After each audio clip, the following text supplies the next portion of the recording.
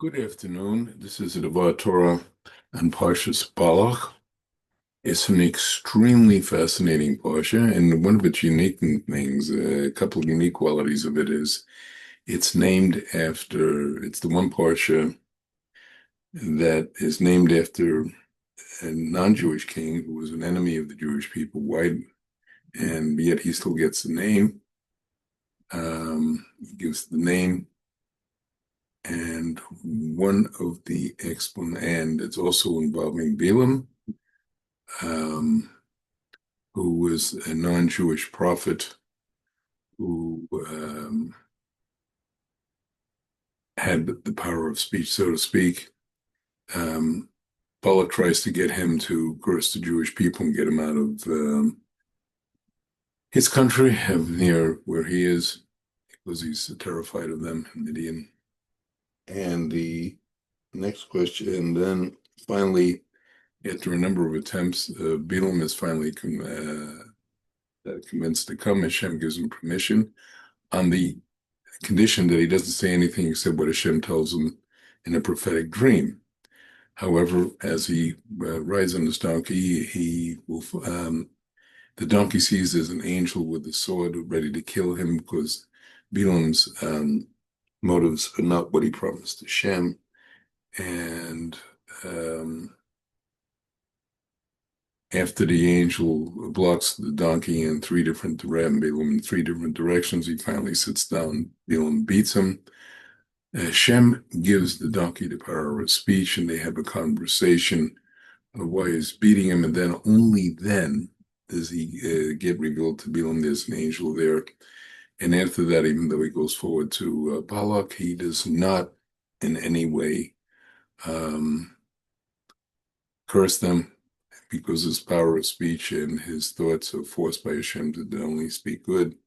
And at the end, when he's giving prophecies about the end of the day, he finally seems to have gotten the point and announced what will be at the end of the days when Jewish people will triumph and evil will be eradicated from the world.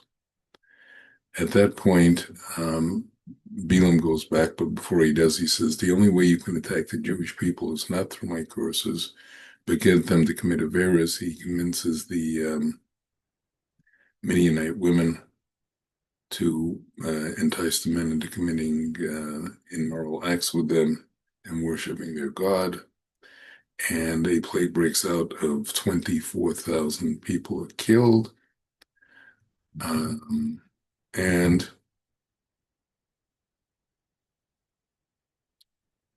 they the plague is only stopped when Pinchas, following Moshe's command, kills Zimri, who was the prince of Shimon, and Cosby, one of the princesses of the enemy, and kills them. Does the plague stop? And the whole subject of Pinchas, who he was, who he is, who was further Gilgal Elimar, I'll be speaking about in next week's Parsha. What I'd like to deal with here is some aspect of what are the deeper connections between Balak and Balaam on one side, who very interestingly is there, and then below is Moshe. Now, one thing they seem to have in common is the power of speech. Moshe uses it through Tefillah to effect good things. In fact, it helped save the Jewish people a number of times after they sinned. And Balaam uses it to curse. Now, let's look first of all at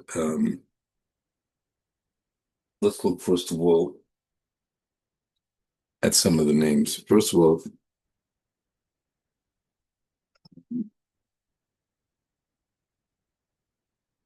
let's look at the history of reincarnations here. Lavan was the progenitor, so it was the original cause of all this, so it appears. His name is spelled in Hebrew, Lamed Beis Nun. The Lamed is representing him, Lavan himself. The base is representing Balaam. And the Nun is somebody named Neville, who I'll have more to say about shortly. And that's one aspect. Now, these three have a connection. And what is the connection? Lavan, what did he use? He used the power of speech to trick. His name Lavan also means white. He used it to try to ensnare Yaakov many, many times. It was only with Hashem's help. After he kept changing his wages and tricked him, first of all, substituting Leah for Rachel. Before that, he used speech, but he called Lavan because he appears white, even though he's anything but white, anything but pure. Now, Balaam also uses that same power of speech for negativity. So Balaam was given another chance. What did he do? He was reincarnated as Neville, who was a Jew, who gave David Melech a lot of trouble over many years, but he still died as a Jew, even though he was not a good person. Now, that is one aspect. Now, let's look at an even deeper origin of Balaam, of Balaam. If you look at the names of Balaam, they have two letters in common. They have a base, or bet, and a lamed. Balak and also Balaam also has that as the first two letters of his name. Now, if you look at that, what is the deeper meaning? To do that, we have to understand this is based on sharp Googling of the Arya Kodesh and also Likutei Torah. And I'm also going to be quoting a couple of other sources. Now,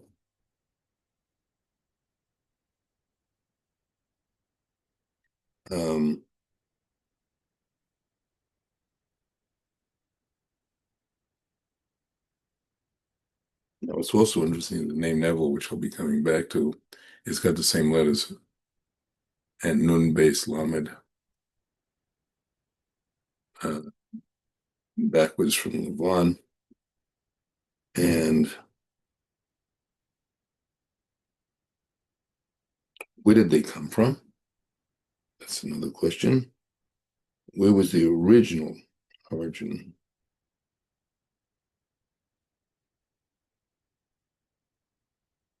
Well,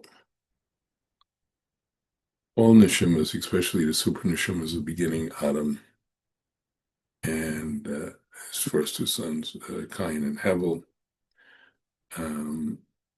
neshimas got affected when Adam sinned. Something called a klipo became available. Those were evil forces, and a lot of neshima elements, potential neshimas got ensnared in that. And you would think that Balaam and Balak and Lavan all originated from the Cain, who was the more difficult son. It came from instead Hevel, because he also had evil aspects, evil forces in the soul, and positive parts. Now, the evil parts of the soul.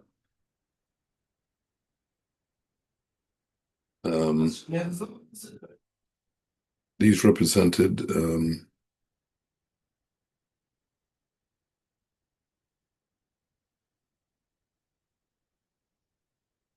now he had two parts.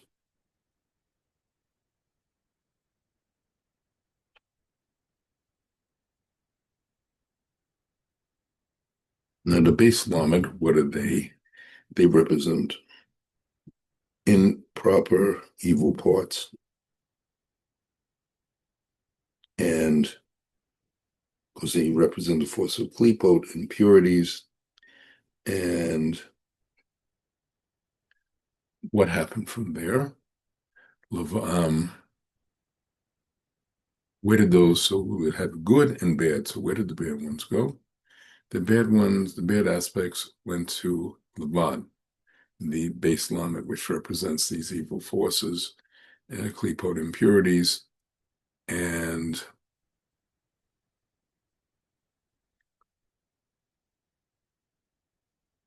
when they did represent these evil forces, these impurities, they went to Lavan, they went to Bilam, and from Bilam they went to Nebel, who was Jewish. The other two weren't. Now, that is the second line up here. And so where did the good part of Hevel go? Well, the good part of Hevel, after he was killed, went into Sais, who was the third son of Adam Rishon. From Sais, it reincarnated into Moshe Rabbeinu. So in other words, these are all pure and good, as opposed, and before that, to Yaakov.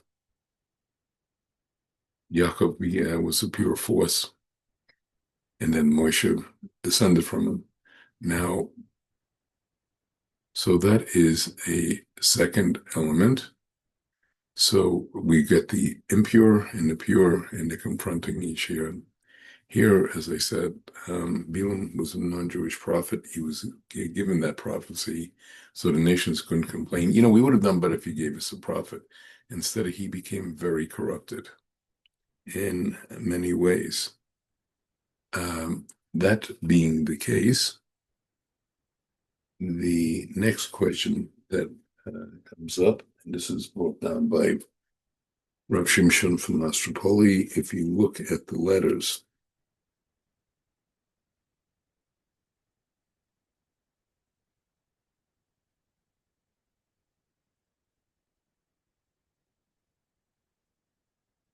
and other books of other books, Sorim, and it says, who was Bilam and Amalek? And now that explains them. Now, where does Amalek fit into all this? He's mentioned later in the Parsha, because when Bilam was talking about the end of days, he mentions Amalek was the first of the kingdoms, and who would be in Bilam and Amalek? They come from the side of impurity. What do? They have fear and love, yira and ahava, of tuma, of impurity. And who's that against? That's against the neged yira, fear and love of kedusha, meaning of Hashem. And who's that? Moshe and Yaakov. So in other words, they're all connected. One is the evil side, again, one is the good side. And if you see their names, and he listed Bilam and Amalek, and the letters are broken up.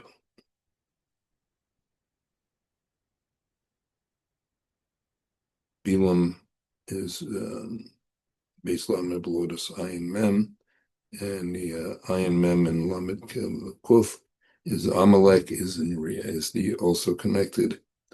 And what are they connected to? Yira and Ahava. But Yira and Ahava of what? Of negative forces. And that also applies to Balak, as explained in the Zohar, and is explained by Rav Shimshon from Mastropoli. What is the end of his name? Balak is Lamed Kuf, which makes him like Amalek. And we see his name Baal, Beis Lamed, is like Bilam. And Bilam's name of his name is Baal, Kabbalah. And the sof of Bilam's name is Ayin Mem, that's like Amalek.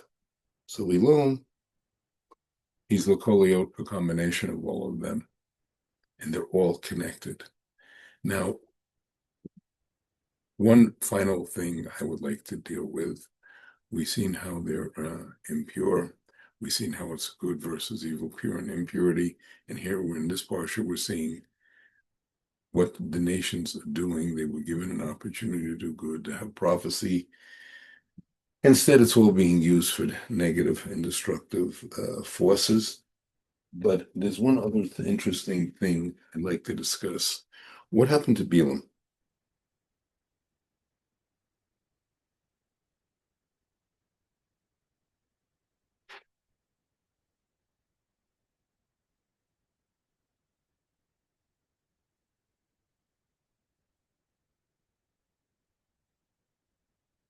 Balaam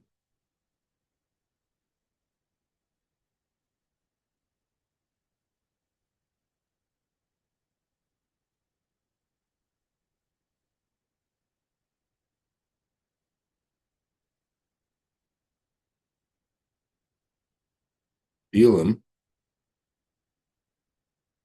um,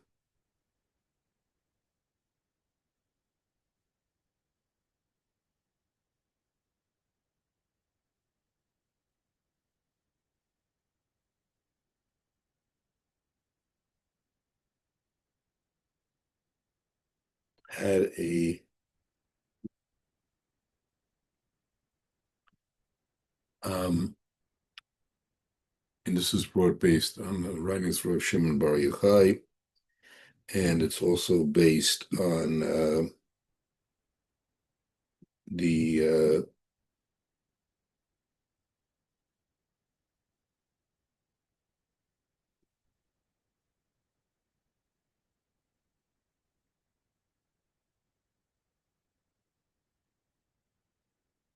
and on the teachings of Yari,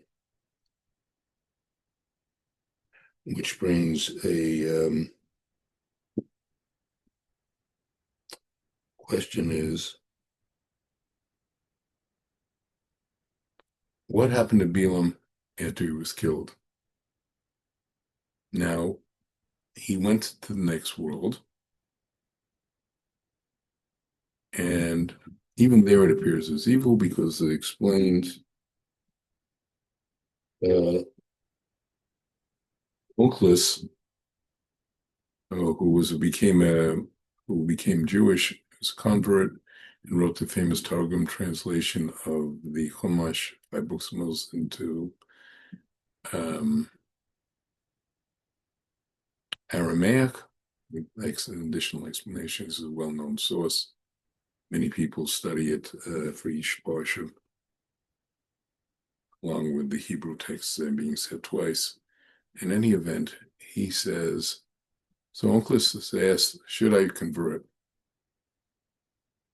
And Balaam was already in the next world, said, don't go near those Jews, you can't profit from it. Now, from that, he was condemned that he should burn forever in Gehenna, and yet it then goes on to explain, say, but it stopped.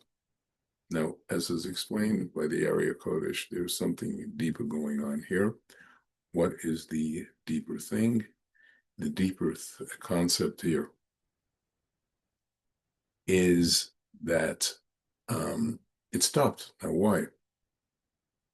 Because even though Balaam had no merits, no schusim in his own,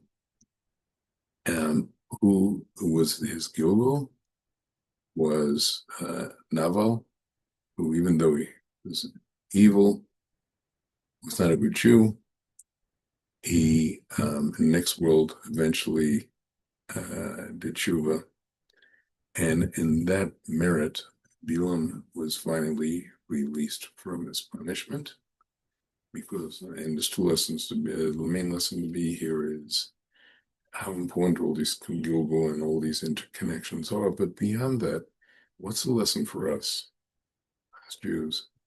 Is that a Jew, no matter how not good he is, will eventually get a tikkun, will eventually be purified, and all the every Jew will have a place in Olam Haba, and in Zman Mashiach. I'd like to wish everybody a good Shabbos and Shabbat Shalom.